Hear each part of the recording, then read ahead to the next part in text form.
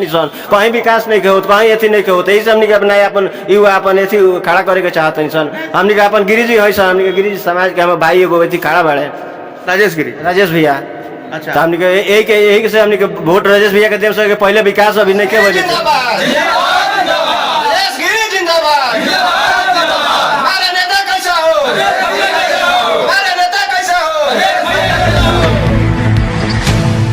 हम मानिए अमरजीत कुमार गिरी रउआ देख रहा बानी भोजपुरिया झकोरा। लगातार भोजपुरिया झकोरा के टीम बड़हरिया गोरिया कोठी बरौली महाराजगंज के बाद पहुंचल बानी सन दरौदा विधानसभा क्षेत्र में। दरौदा विधानसभा क्षेत्र में लगातार भोजपुरिया झकोरा के टीम उतरल बा, लगातार सर्वे कर रहा बानी सन। जौन तापमान बा चुनाव के 2020 विधानसभा चुनाव जौन होके वाला बा, लगातार तापमान दरौदा विधानसभा क्षेत्र में भी बढ़ चुकल बा। हालांकि अगर क्षेत्र के देखल जाओ तो कहीं ना कहीं क्षेत्र के जनता जौन बा जरूर नाराज बा। पिछला जे भी विधानसभा क्षेत्र के नेतृत्व कैले बा, जे भी विधायक रहल बा, जनता में कहीं ना कहीं आक्रोश बा। जनता कहीं ना कहीं फिर से मन बदलता, फिर से जनता के उम्मीद बा कि एगो नया चेहरा फिर से उतारल जाए विधानसभा क्षेत्र में, ताकि वो आके हर जौन समुदाय के लोग बा, हर जाति के लोग के विकास करो। लगातार हमनी के बानी सन और हमरा साथ में कुछ लोग बा, हम जाने के चाहेब कि का मुद्दा बा, कौना मुद्दा पर विकास भइल बा, कौना मुद्दा पर विकास नहीं के भइल और का मुद्दा के लेके 2020 विधानसभा क्षेत्र में लोग जाई अपन मतदान करे खातिर। चाचा रउआ हमरा संगे बानी, बताई कि का मुद्दा के लेकर वोट करे जाए। आदमी चाहत आज बदली होत रहता अच्छा रही। नाम का पड़ी? हमार नाम रघुनाथ गिरी है। रघुनाथ गिरी जी, हमरा पता चलल बा कि सिसवा के राजेश गिरी जी चुनाव लड़े वाला बनी दरौदा विधानसभा क्षेत्र से। अगर राजेश गिरी जी चुनाव लड़तनी तो का रघुनाथ गिरी के समर्थन रही राजेश गिरी के? जी सर, राजेश के समर्थन जरूर रघुनाथ गिरी देम हम देव। हाँ, तन मन धन से एकदम। काहे रहुआ समर्थन देम? का लगता रहुआ? जैसे बाजे वहाँ के काम करे वाला बानी, कुछ सेवा करे वाला बानी, चाहत नहीं यहाँ के कि हम देश सेवा करी, गांव सेवा करी, जवार सेवा करी। इससे आदमी जनता के सुन के कुछ हमार मन बाजे इनका के दिया। केकरा के दिया? राजेश जी के। राजेश जी के। और लोग भी बा, हम जाने के चाहे कि हमारा संगे चाचा बानी कि अपन नाम बताएं। राजेश्वर गिरी। राजेश्वर गिरी जी रौरा बानी, का मुद्दा के लेके 2020 विधानसभा में वोटिंग करे जाए, का जौन काम बा? कहे का मतलब है कि हमनी के मैंने वोट यहाँ के देव सन। केकरा के देव सन? राजेश गिरी के। हमनी के गांव के बानी, हमनी के सेवा करब, रक्षा करब, चाहे जवार पत्थर के करब, ये है बस। राजेश गिरी के वाला समर्थन करता नहीं। लगातार भोजपुरिया झकोरा के टीम देख रहा बानी सन कि जौन सिसवा मठिया गांव बा, सिसवा टोला में बानी सन, लगातार सबे लोग कह रहा बा कि राजेश गिरी के समर्थन में हमनी के बानी सन, राजेश गिरी के वोट हमनी के देम सन। काहे कि वहाँ के जौन भावना बा, सेवा के भावना बा, जवार के सेवा, गाँव के सेवा, देहात के सेवा, माटी के बानी, माटी से जुड़ल बानी, माटी के देहात जे भी लोग बा सब कोई के सेवा करे के भावना बा। कहीं विकास नहीं के होत, कहीं एथी नहीं के होत, यही से हमनी के अपना अपन युवा अपन एथी खड़ा करे के चाहत नहीं सन। हमनी के अपन गिरिजी है सन, हमनी के गिरिजी समाज के हम भाई एगो एथी खड़ा बाड़े राजेश भैया। अच्छा तो हमनी के यही से हमनी के वोट राजेश भैया के देव से पहले विकास अभी नहीं के भइल क्षेत्र में। क्षेत्र के विकास नहीं के भइल, साफ सुथरा हमनी के बतियावे के बा। क्षेत्र के विकास नहीं के भइल, ऐसे वालों ने मन बनावतन राजेश गिरी के वोट अपन युवा अपन लेके अपन खड़ा करे कैंडिडेट हमारे बाड़े भैया, कैंडिडेट और बानी वहाँ के राजेश गिरी के और वालों चाहता नहीं। लगातार भोजपुरिया झकोरा के टीम हमने के पहुंचल बन से ग्राउंड पर। हमरा संग मानी चाचा बताई कि 2020 विधानसभा चुनाव के लेके रौरा मन में का चलता? हमने के बदलाव चाहे, कहे से कि जितना प्रगति मोदी जी बोलत तनी कि सबके साथ सबके विकास, वो आधार पर हमार क्षेत्र थोड़ा सा पिछड़ा लगता। ऐसे हमने के चेंजिंग चाहत तनी सजे युवा पीढ़ी कोई आवे, आगे बढ़े, हमनियों के विकास के लेकर के मुद्दा आगे बढ़ावे, विकास होखे, घर घर विकास होखे, जन जन विकास होखे। यही से हमनी के राजेश गिरी के आगे करे के चाहतनी सन, जे हमनी के यहाँ के आगे बढ़ी। हमनी के उम्र के बानी सन, हमनी के तालमेल बावे, जना अब रउआ हमनी के विकास करवाई, आगे ले चली। ये हमनी का नाम पड़ी राहुल?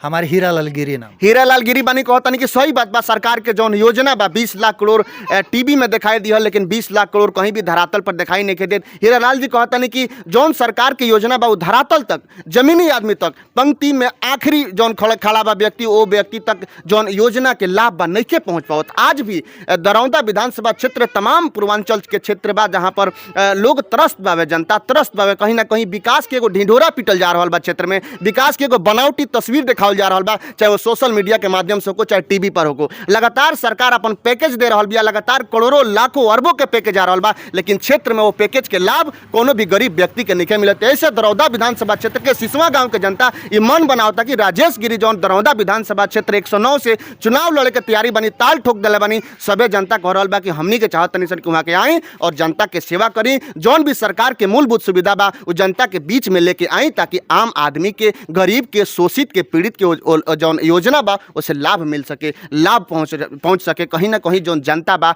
दरौदा विधानसभा क्षेत्र में विकास कहीं ना कहीं नइखे हो पावल, जौन विकास चाही, जौन विकास के ढिढोरा पिटल गई कि हम हई करे भाऊ करे, वो विकास कहीं ना कहीं लोग जीत के और चल जाता, वो विकास क्षेत्र में नहीं हो पावत। और कुछ लोग बा हम बात करे के चाहें, बताएं कि 2020 विधानसभा चुनाव के लेके का चलते मन में, का चाहते नहीं लोग? बदलाव, कौना टाइप के बदलाव? बदलाव होखे, ईमानदार नेता होखे, ओकरा के हमनी के समर्थन करब। तो राजेश गिरी ईमानदार आदमी बड़े, हमनी के समर्थन करब। काहे राजेश गिरी के? राजेश गिरी ईमानदार बड़े, तो अगर राजेश गिरी भी जीत के विकास ना कर पाइए तब?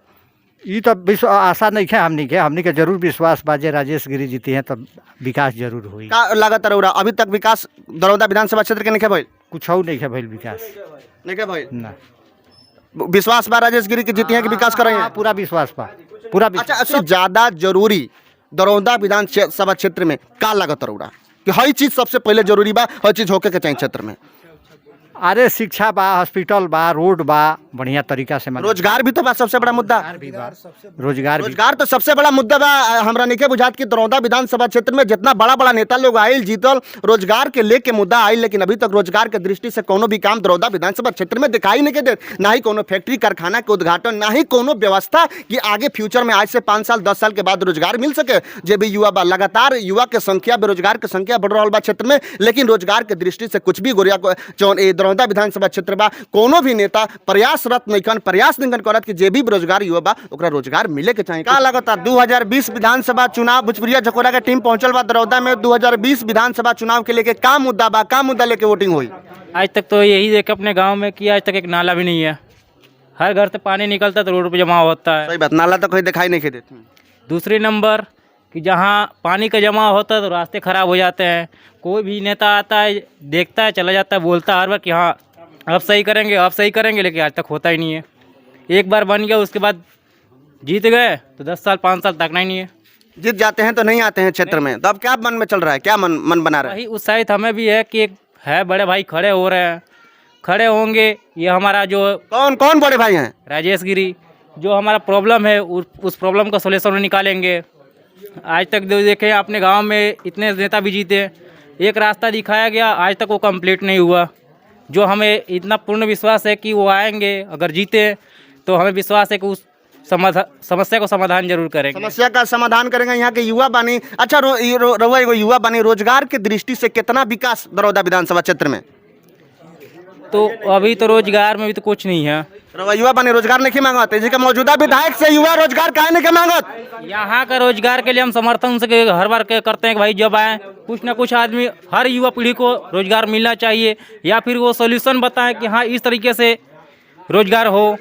बिल्कुल, दरौदा विधानसभा क्षेत्र के युवा मौजूदा विधायक से रोजगार काहे नहीं के मांगत? सबसे बड़ा सवाल बा दरौदा विधानसभा क्षेत्र में। भोजपुरिया झकोरा के टीम बा कि मौजूदा जौन विधायक बाड़े, जे भी बावे, मौजूदा जे भी युवक बावे दरौदा विधानसभा क्षेत्र के, तमाम लाखों युवक बाड़े बेरोजगार दरौदा विधानसभा क्षेत्र में, तो काहे अपन विधायक चुन के हमनी के चुप हो जाता नहीं सन? सबसे बड़ा सवाल बा कि हम अपना विधायक से हमनी के सवाल काहे नहीं के उठावत, पूछत काहे नहीं के सन कि जौन वादा रुआ लेके आए रहनी चुनाव के समय में, वो का भइल वादा? रोजगार के वादा का भइल? शिक्षा के वादा का भइल? स्वास्थ्य के वादा का भइल? सब वादा जीरो बा दरौदा विधानसभा क्षेत्र में। और हमनी के सिसवा में बानी, सिसवा के जनता कहीं ना कहीं राजेश गिरी जे बारे उनका पक्ष में लोग कह रहा बा कि हमनी के बानी सन राजेश गिरी के चाहतनी सन, और राजेश गिरी के मतदान देवे के पक्ष में जे भी गोसाई समाज बा इस क्षेत्र में, सबे गोसाई समाज जौन बा राजेश गिरी के समर्थन में खड़ा दिखाई देता। लगातार भोजपुरिया झकोरा के टीम हमनी के बानी से दरौदा विधानसभा क्षेत्र में टीम काम कर रहा बा। लगातार हमनी के मन टटोले के कोशिश कर रहा बानी सन कि आखिर जनता के मन में का चलता का 2020 विधानसभा चुनाव वाकई में बदलाव हुई, नया चेहरा आई। लगातार अपडेट लेते रहे रहुआ भोजपुरिया झकोरा के व्यूवर्स जो भी बा अपडेट लेते रहो और हमारे चैनल के सब्सक्राइब करी और अगर रहुआ फेसबुक पेज पे बानी तो हमारे पेज के लाइक भी करी। लगातार भोजपुरिया झकोरा का टीम ग्राउंड पे बा और हम बनी अमरजीत कुमार गिरी, हमरा संगे कैमरामैन बानी हरेराम यादव। धन्यवाद। राजेश गिरी जिंदाबाद, राजेश गिरी जिंदाबाद। हमारा नेता कैसा हो,